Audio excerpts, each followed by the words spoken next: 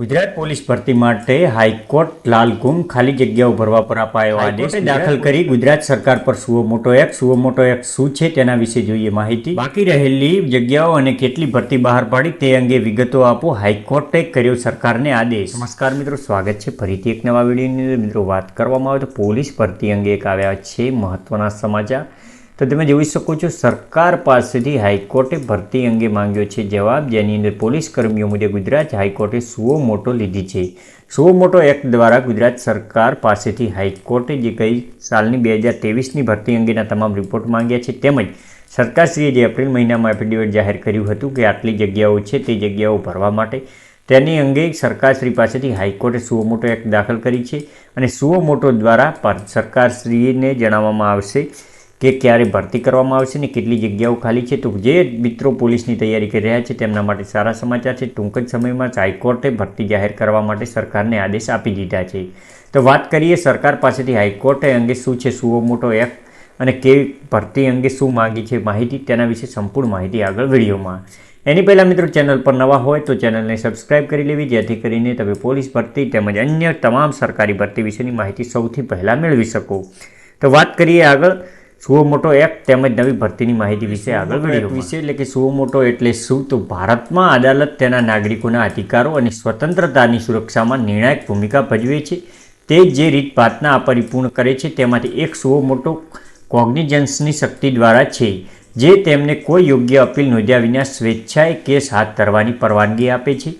સુઓ મોટો પરપેન્શન એક લેટિન અભિવ્યક્તિ છે, પોતાની હિલચાલ પર સૂચવે છે। તે ભારતના કાનૂની માળખાનો એક વિશાળ ભાગ છે।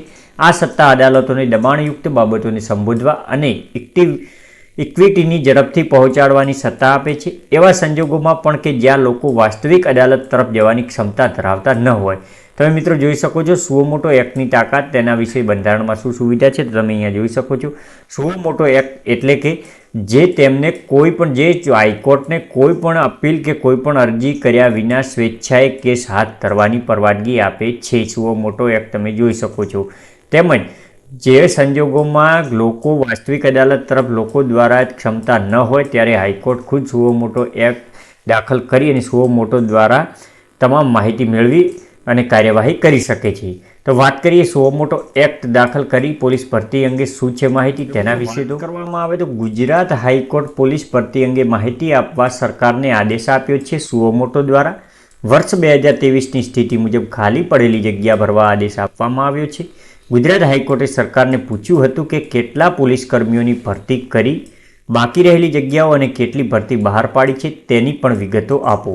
સરકારશ્રીની સુઓ મોટો દ્વારા હાઈકોર્ટે પૂછ્યું છે કે 2023માં કેટલી ભરતી કરી તેમજ બાકી રહેલી જગ્યાઓ અને કેટલી ભરતી બહાર પાડી છે, જે 28 સુધી ભરતી આવવાની છે, જે તર્ક વિતર્ક આપી રહ્યા છે, જેમાં કેટલી જગ્યાઓ માટે ભરતી બહાર પાડી છે તેની વિગત આપવા માટે સુઓ મોટો દાખલ કરી છે। બાકી રહેલી જગ્યાઓ અને કેટલી ભરતી બહાર પાડી છે તે વિગત આપવા માટે હાઈકોર્ટમાં ચીફ જજ સુનીતા અગ્રવાલ અને જજ અનિરુદ્ધ માયની બેન્ચ સમક્ષ સુનાવણી હાથ ધરવામાં આવી હતી, જેમાં પોલીસ બેડામાં ખાલી પડેલ જગ્યાઓ વિશે રજૂઆત કરવામાં આવી હતી।